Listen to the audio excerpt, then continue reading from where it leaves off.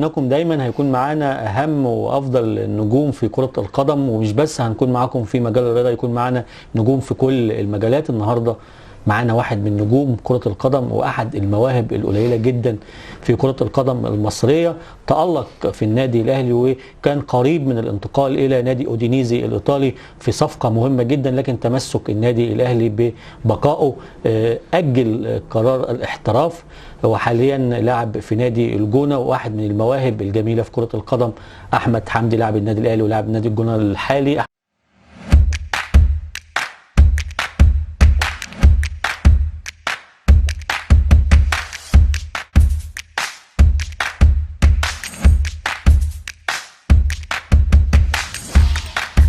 أحمد حمدي موهبة مصرية في كرة القدم. البداية كانت في قطاع الناشئين بالأهلي، واستمر حتى وصل للفريق الأول وهو في سن صغيرة، وأصبح أساسيا في الفريق الأول تحت قيادة البرتغالي بيسيرو.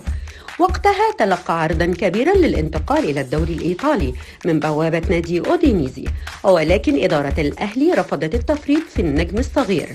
وفجأة قررت إدارة الأهلي خروج اللاعب للإعارة في نادي الجونة، وبالفعل تألق اللاعب وعاد إلى الأهلي مرة جديدة، وتوقع الجميع أن يكون اللاعب أساسيا مع الفريق الأول. ولكن كانت المفاجأة الأكبر وهي استغناء الأهلي عن اللاعب نهائيا لنادي الجونة من جديد، ليبدأ اللاعب مرحلة جديدة من التحدي من أجل إثبات الذات وتحقيق حلم الاحتراف أو العودة مجددا لصفوف المارد الأحمر من الباب الكبير.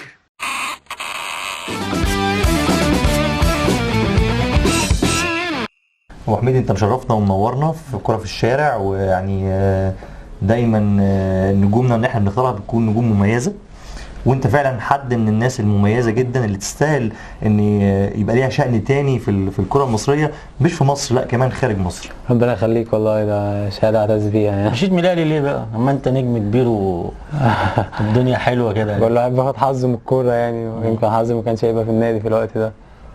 حسيت ان انت اتظلمت يا احمد ان انت مشيت ميلالي؟ يمكن انا زي ما قلت في البدايه ان انت كان جاي لك عرض في دوري ايطالي كبير وفي نادي كبير وضحيت بالعرض ده عشان النادي الاهلي.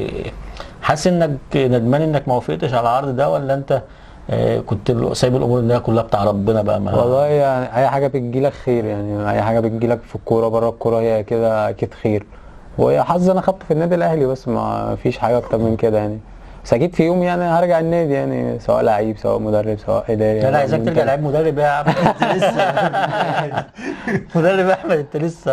ايوه يعني اكيد هيبقى في يوم هرجع النادي الاهلي تاني ان شاء الله ترجع لعيب وتتالق تاني يعني. بالنسبه للجونه بقى يا احمد، يعني وجودك في الجونه، ويمكن انت جربت انك وجودك في الاهلي كنادي جماهيري وتحت ضغط غير طبيعي، ووجودك في الجونه اكيد حاسس بفرق اكيد طبعا في اللعب وفي الاسلوب في كل حاجه.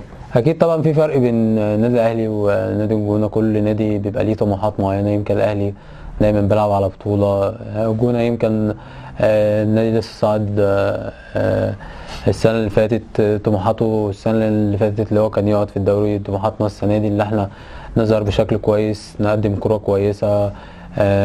يمكن في منظومه كويسه في نادي الجونه بتساعدك على كده، هدوء واستقرار يعني موجودين لحد ما في النادي يعني.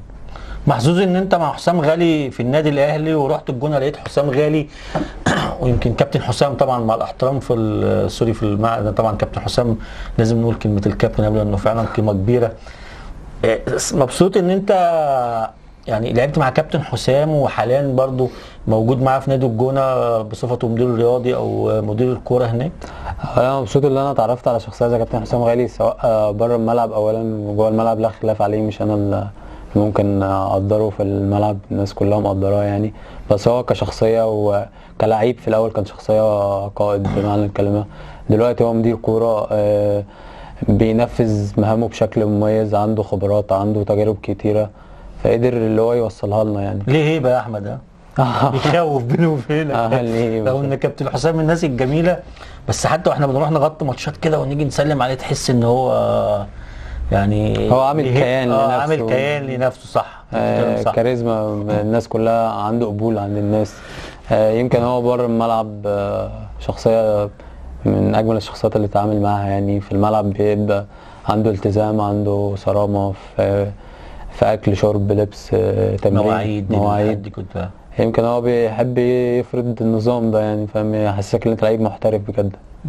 احمد، يمكن اكيد انت زعلت عن عدم وجودك في منتخب مصر طبعا في افريقيا اللي فاتت، واكيد نفسك تعوضها في الاولمبياد. اكيد طبعا كان صدمه بالنسبه لي ان انا ما اروحش.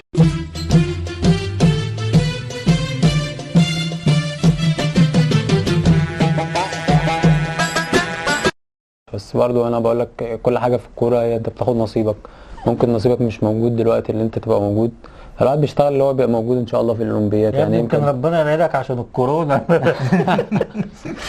ربنا يستر الله يروح يعني. احيانا البعد بيبقى مفيد. شكلها تتلغي.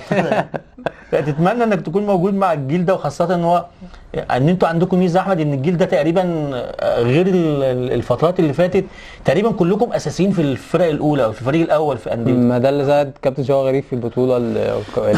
اللعيبه حتى لعبت بدري قوي يعني، في لعيبه دلوقتي رمضان وطاهر بقالهم 6 سنين بيلعبوا في الدوري الممتاز في مستوى عالي، فخدوا خبرات واللعب منتخب اول، فده ساعد الكابتن شوقي في البطوله. كانت عندنا مع الجماهير اللي احنا نوصل، عندنا طموحات ان شاء الله لو رحنا الاولمبياد يعني نحقق المركز يعني. يمكن وجودك مع احمد ياسر ريان في الجونه بيخليك مرتاح نفسيا، كأن اي حاجه تيجي من ريحه الحبايب زي ما بيقولوا. الفرقه كلها من الاهلي يا عم حبيبي. يعني احنا بنتكلم في الاعمار ده السنيه لو رجع الاهلي هيحس بغربه. الفرقه كلها قريبه شويه بالنسبه للاعمار السنيه، قريبه شويه. ريان انا بالنسبه لي بلعب مع ريان كوره من واحنا عندنا 8 سنين، فعمر كبير، فبقيت انت فاهمه من هو بيبص لك انت فاهمه وهو بيعمل ايه، فده مريحك شويه في الملعب. زائد كمان اللي فيه لعيبه كتير انا لعبت معاه سنين كتيره في الاهلي 3-4 سنين، فده مريحك شويه ومديك شويه اللي انت في منظومه يعني، عكس مثلا يعني النادي الاهلي كيان وكل حاجه، بس برضو اداره الجونه موفره اللي انت يبقى فيه منظومه بتشتغل فيها يعني، مش بتشتغل لوحدك. احمد، انا يمكن بذكر احمد ياسر ريان كنت بتفرج على مباراه امبارح في القسم الثاني الترسانه وسيراميكا. فانا ما اكذبش عليك، انا قاعد في المقصوره فما بجيبش الناحيه الثانيه. فكان في عندهم باك رايت امبارح في فريق الترسانه رايح جاي، فبقول لهم مين ده يا جماعه انا مش شايف، فقالوا لي ايهاب. ففوجئت ان ايهاب يعني الحاجه اللي تضايقك ان ايهاب على المستوى ده وما كانش بيشارك. يعني شايف ان في لعيبه في مصر مش محظوظه، او الكره في مصر ما بقتش بتعتمد على المهاره والفنيات، بقى في حاجات تانية ممكن تتدخل في موضوع المشاركه؟ يعني لو انت بتتكلم صح، في عشوائيه شويه في الاختيار، او عشوائيه شويه في ازاي انت بتربي ناشئ او بتحميه، او ازاي تدرجه، او العين اللي انت تفضل تحافظ على الناس دي عشان توصلك لمكانه. لا هو يلا ده لعب 6 شهور هاته، ده لعب بدقيقتين هاته نشوفه. في وسايط في الكوره يا احمد بصراحه، مش وسايط بس علاقات، في علاقات شويه بتاع يعني، بس مش وسايط يعني، كله بيبان قدام الناس، فممكن يعني الناس ما تبقاش حظها قليل شويه، بس بتروح عشان انت ليك ظهر زي ما بيقولوا. لا يعني مش كده قوي، بس ما فيش سيستم يعني. يعني ممكن ما فيش خطه الاسبوع بعد كده، كله يوم ويومين، فاهم؟ اليوم هنصحى هنعمل ايه، فاهم؟ فما فيش حد بيعمل خطه لمدى بعيد شويه، فممكن الناس تتظلم يعني. الستايل بتاع شعرك انت ده بعد صلاح ولا قبل صلاح ولا؟ لا بعد حسام غالي. لا ولا بعد صلاح ولا بعد لا بس ما كانش نفس الستايل ده، بس الستايل ده هو ستايل صلاح حرفيا زي ما بس الشباب كلها دلوقتي او مش صلاح ولا غالي بصراحه، ولا انا بعملها كده. حسين السيد. بمناسبه صلاح، ما نفسكش ان انت يعني تكمل مسيرة زي كده وتقول يا ريت يجي لي فرصه زي كده وافضل مكمل بره، مش هبص بقى ولا الاهلي ولا لاي فريق في مصر، وعايز اكمل في حته ثانيه خالص؟ والله ده حلم انا بتمناه من وانا صغير يعني. الواحد بيتفرج على دوري انجليزي، دوري ابطال، دوري اسباني، اتمنى ان العب في المستوى ده والعب باستمرار واحقق نتائج. يمكن اللاعب المصري عنده المقدره كده، بس محتاج توفير حاجات شويه يعني، فاهم؟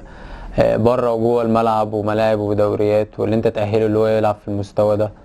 فيعني ربنا يوفقني ان انا اوصل العب في المستوى ده ان شاء الله. لو قالوا لك 3 أندية ممكن تلعب فيهم بره، تحب تلعب في انهي 3 أندية؟ حلم حياتي ان انا العب في برشلونه طبعا. برشلونه انت محترم يا ابني. يعني انا كل ما اقعد مع حد يكبتني انا وانا كأني هي معموله، هو الفرق بونت مش كتيره يعني، هتيجي ما فيش مشكله. وغير برشلونه بحب ارسنال برضه. الجانرز برضه. انت بتحب الكرة الجميلة يا احمد، الفرق اللي بتلعب كورة بالظبط يعني، مش العشوائيات زي ريال مدريد لا مش عشوائيات برضه، بلعب كوره. تمام. احمد ايه رايك في الاهلي دلوقتي؟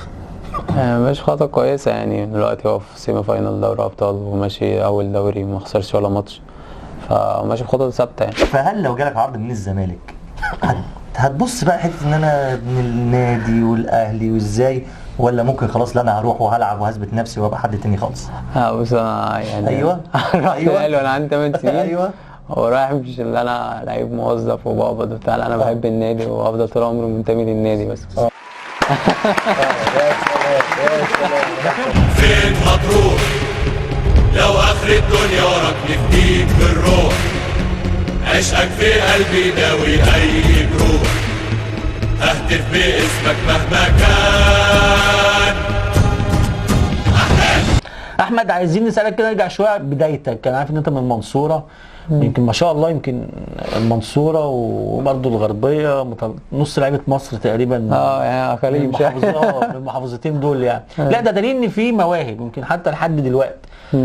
بدايتك كانت ازاي وكنت حلمت في يوم من الايام ان انت توصل ان انت تبقى احمد حمدي اللاعب اللي جاي العروض من ايطاليا ولعب في الاهلي والانديه كلها بتتكلم عليه؟ والله انا حلمت باكتر من كده وان شاء الله هحققه يعني. بس يعني انا بدات في مدرسه الكوره عندنا في قريه اسمها البجلات، مركز مدينه النصر الدهليه. احمد كيوان صاحبك.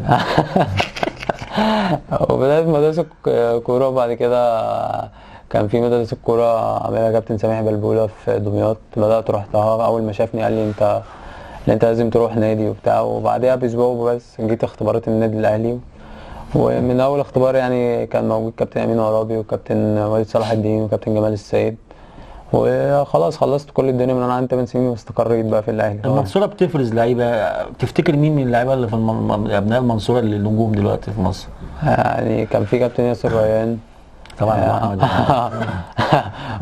عمرو زكي ماشي، او كان خطيب، كابتن محمود خطيب وابراهيم صلاح وعبد العزيز وعيلة توفيق. وعيلة توفيق كلها. عيلة توفيق من المنصوره مش شرقيه؟ شرقيه شويه. بيتمسحوا عبد العزيز اخو اكرم الكبير منهم فرط شعره كرياتين وهو بيتمسح في المنصوره مش عارف. يمكن بين الشرقيه والمنصوره شويه ممكن. اخبارك ايه مع كان بقى ايام سعد سمير؟ اكيد سعد سمير ما بيسيبش حد في حاله، وبالذات كمان اللي بيبقى لسه مش واخد على جو الفرقه قوي. لا يعني هو سعد كان دايما يقول لي انت كئيب ليه؟ بس كئيب ليه؟ لا بالنسبه اي حد بالنسبه لسعد كئيب. سعد بيقول لك هادي شويه وبتاع، فهو عايز دايما الناس كلها بتهزر زيه. انا في حد من كتر الموضوع ده بيقول لك ان سعد كان بيعمل عمليه ومتبنج وقعد يضحك وهو في البنج يعني. ده بتصور صوره وجايب الممرضه واقفه جنب منه كده وبيقول لك هي واقفه معانا ليه كده كانها واقفه في عزا. ايه اللي خلاها تقف في الصوره؟ من اللعيبه الجميله سعد. سعد كاريزما جميله بره الملعب وفي الملعب راجل، وربنا يرجعه بالسلامه ان شاء الله النادي الاهلي والمنتخب. مين من اللعيبه اللي في جيلك اللي ماشيين كويس دلوقتي؟ هي لعيبه كتيره يعني اسامه جلال، ناصر ماهر، ابو الفتوح، ريان، كريم يحيى، كلهم جيل المنتخب الاولمبي يعني ماشيين بشكل كويس يعني. مين من اللعيبه دي اللي ما كانش في الاهلي كنت تتمنى انه يبقى موجود في الاهلي؟ يعني اللعيبه اللي في جيلكم او في المنتخب الاولمبي معاك تتمنى انه يكون موجود في الاهلي؟ هي يمكن ناصر كان موجود، ورمضان وندفد والناس دي كلها كانت من الناشئين. كان في مثلا محمد محمود وجيل الاهلي كان في دجله برضه، يمكن احنا صغيرين كنت شايف اللي هو لعيب كويس. كان في ده شكله لعبك قريب منه شويه، انتوا قريبين لعبكم قريب بعض شويه شويه بس هو لعيب كويس جدا يعني من واحنا صغيرين. ربنا يرجعه بالسلامه. وكان في لعيب اسمه فيليكس، هو دلوقتي في بتروجيت يعني، عارفه من لعيبه كويسه جدا. الواحد كان يتمنى اللي هو يشوفه في الاهلي. الحاجه الطريفه ان احمد كل ما يقول لعيب نقول ربنا يرجعه بالسلامه. تقريبا نص لعيبه الاهلي في المستشفى. ربنا يشفيهم. ربنا يشفيهم كلهم بقى وكريم ندفد يعني انا من اللعيبه اللي انا بحبها قوي بجد. والله ربنا يكون في عونه. وزعلت عليه قوي يعني الموضوع طول شويه. اللي هي جات له في وقت كمان كان هو ماشي كان هو فرقه الاهلي. كان الناس كلها متوسمه في خير يعني، كان ماشي في خطه ثابته. احمد مين اللعيب اللي انت شفته وانت صغير فحببك في الكوره قلت انا نفسي ابقى زي ده؟ انا دايما بحب اللعيبه الممتعه في الكوره يعني. كده برشلوني محترم. يعني ابو تريكه مثلا، حازم امام، حسني عبد ربه، حسام غالي. لعيبه دايما في نص الملعب كده. بتدور على الدايره بتدور عليها كلها. ايوه الدايره كلها بتدور عليها. يمكن دول في مصر اللي الواحد حبهم، شيكابالا وهو في عزه كان لعيب برضو حكايه. فدي من اللعيبه بقى اللي حبيتك في الكوره كده، بتلعب كوره سلسه. هاني سعيد مثلا، كل كورتهم من دماغهم فاهم، بيقدروا يتحكموا في الريتم اللعب وبيلعبوا كوره سهله يعني. مين اللي ظلمك يا احمد من المدربين؟ معلش كنت لسه عايز اقول نفس السؤال. بص خدتها لساني. مفيش حد بيتظلم في الكوره، كل واحد ليه وجهه نظر في حد. بس اللي كانت وجهه نظره فيك غلط. ما انا بقول لك كل يعني انا بتفرج على كوره، واخويا صاحبي كله ليه وجهه نظر في اللعيبه. محدش محدش بيتفق على لعيب، ومحدش بيختلف على لعيب. كذلك المدرب بيبقى ليه ناس ومقتنع بناس ومش مقتنع بناس. هل مقتنع ولا بيحب ويكره عشان تفرق؟ هي في مصر في حب وكره، بس يمكن في العالم كله يمكن في حب وكره. ما يعني احنا بشر يعني. لعبت كوره في الشارع؟ طبعا. حافي بقى ولا بالكوتش الباتا؟ لا ما لعبتش حافي بصراحه بالكوتش كوتش الباتا. انا عارف لعيب كوره وكان من الهدافين الكبار في الاهلي، هو كان بلدياتي. مش والله مش بقولها كده ان انا بافور. كنا بنلعب في الدورات الرمضانيه في البلد عندنا، فكنا بنجيب له الكوتش الباتا عشان نعوده يلعب. والله كان بيقلعه يلعب بالشراب.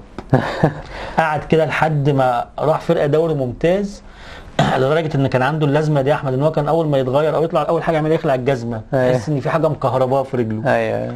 فلعب الشوارع بيبين بيزود مهاره، وخاصه لعب في الاجواء بقى، الارض والتراب وكور السبع جلود والكره الشراب والحاجات دي. بتبين اللاعب بالحريف ولا مش حريف في الحاجات دي. صح. بتبين وكمان انت بتلعب في الحاره، في الدورات الرمضانيه، في دورات مراكز الشباب، فاجواء ممتعه لاي حد بيحب الكوره فاهم.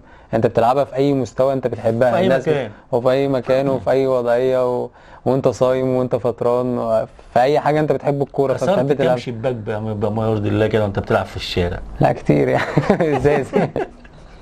مين اللي كان بيضايقكم وانتوا صغيرين في الحته؟ يعني كان دايما كده بيبقى في واحد هيرش ميه. احنا كان عندنا واحد اسمه الحاج شيح الله يرحمه. انت كان عندنا الكوره يقطعها. عم محمد كان بتاع ازاز جنبنا. سبحان الله يا احمد، لازم في كل منطقه لازم يبقى في واحد بيكره الكوره، او بيكره نفسه، او عايز ينام او عايز يعمل اي حاجه. احمد، تتمنى ترجع الاهلي تاني كلاعب؟ اتمنى يعني. اتمنى بس ارجع الاهلي اللي انا ابقى موجود في الفرقه، افيد الفرقه، ما بقاش.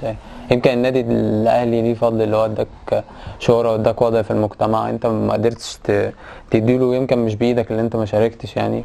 بس اتمنى يعني في يوم من الايام اللي انا ارجع النادي الاهلي تاني.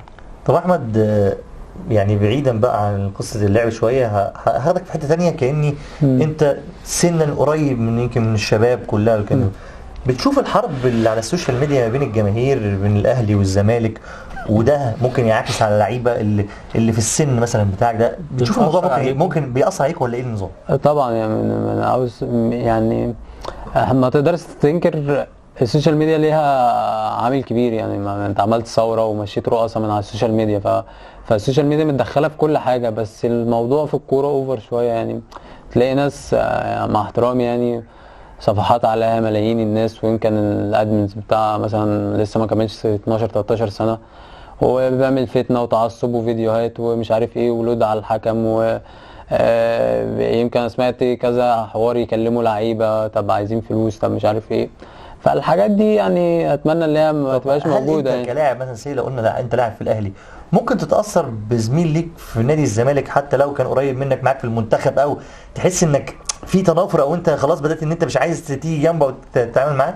والله يعني انا بطبعي هادي وبتعامل مع الناس كلها. يمكن اصحابي كتير زملكاويه، عمر صلاح وفتوح ولاعيبه كتيره في الزمالك، بتعامل معاهم بشكل كويس يعني. بس في ناس برضو مش كل الناس زي بعض فاهم. في ناس بتتاثر، ودلوقتي مش كمان على قد الناس اللي موجوده على السوشيال ميديا، على قد كمان في مسؤولين لازم تبقى انت مسؤول عن اللي انت بتقوله، عن اللي انت بتوجهه للناس، عن تصرفاتك فاهم.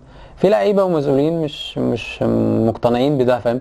هو يهمه اللي هو يقول حاجه تعجب جمهوره وخلاص، حتى لو هي فيها حتى لو هي فيها اهانه طب يعني للفريق سؤال التاني. محرج شويه، لو انت كنت في مباراه السوبر في الامارات وكانت في وسط العركه دي، كنت هتقف تتفرج ولا كنت ممكن تخش في وسط وسط العركه؟ الخناقه يا جماعه عشان عركه الاسكندريه ما هو في وسط العركه دي ما انت ما بتعرفش ايه الظروف او مين ممكن يكون حد يتلفظ بحاجه، ممكن واحد يتضايق بتاع، فانت يعني هو المفروض في لعيبه كبيره المفروض هي اللي كانت تلم الكلام ده، ثبات انفعالي يعني عندها ثبات انفعالي كمان. انت في دوله زي الامارات مش بلدك، يعني ما اعتقدش المنظر كان عاجب الناس هناك، فاهم. احسن لاعب في مصر احسن لاعب في مصر غير احمد حمدي.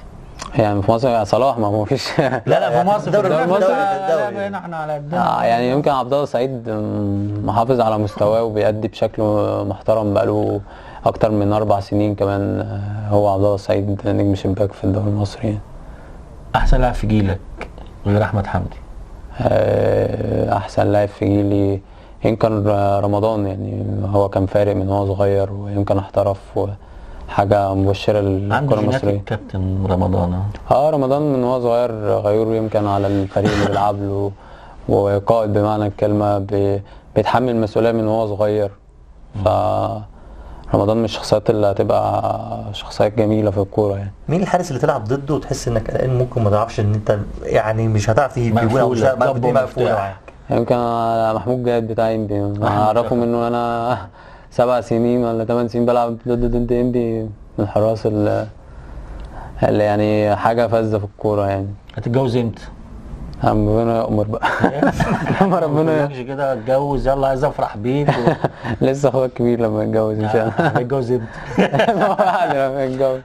اخبار الاكل معاك ايه بقى والحاجه؟ طبعا انت في الجونه عايش بقى على الستيك لا والله يمكن عشان انت لعيب ممكن تحافظ شويه بقى على الاكل، لكن في الاجازات بقى ممكن تديها شويه. تدي ايه بقى؟ عارف من المنصوره مشهورين بالمحشي محشي وبط حمام. جوز من المنصوره سمك مثلا جمبري. بس السمك بتاعه مش حلو.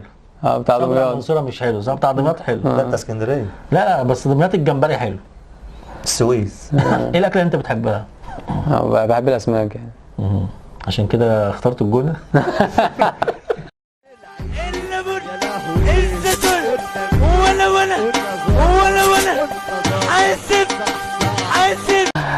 احنا في واحد يا جماعه قعدوا على الكاميرا قبل ما نختم لازم يجي معانا هنا.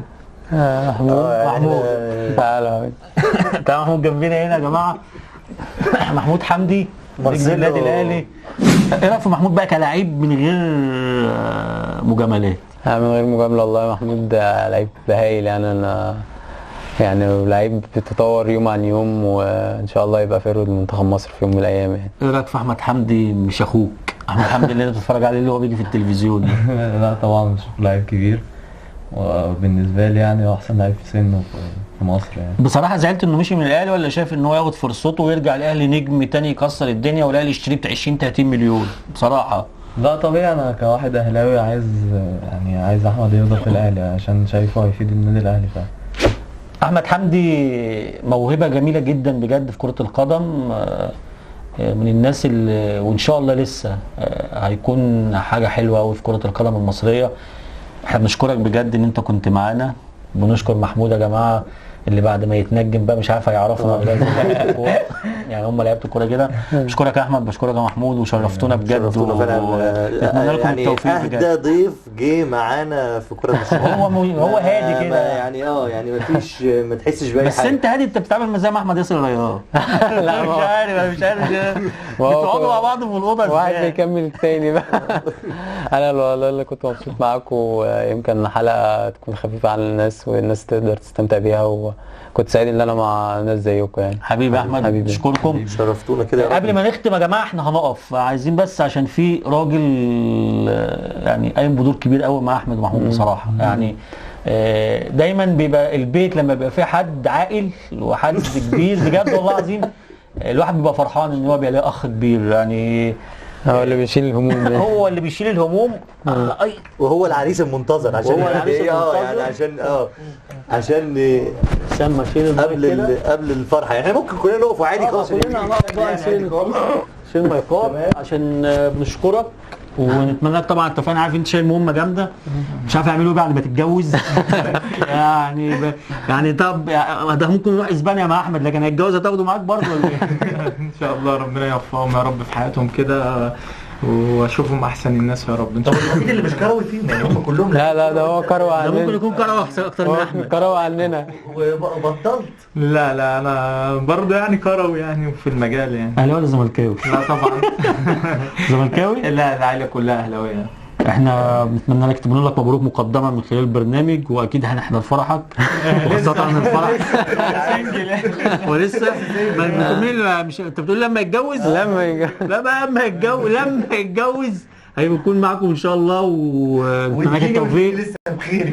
اشكرك يا احمد، اشكرك يا محمود. كنا معاكم في حلقه خاصه جدا مع نجم نجوم كره القدم المصريه يا احمد حمدي. بنشكركم واستنونا دايما مع اهم وابرز النجوم في كره القدم المصريه. حبيبي ابو حميد، سلام.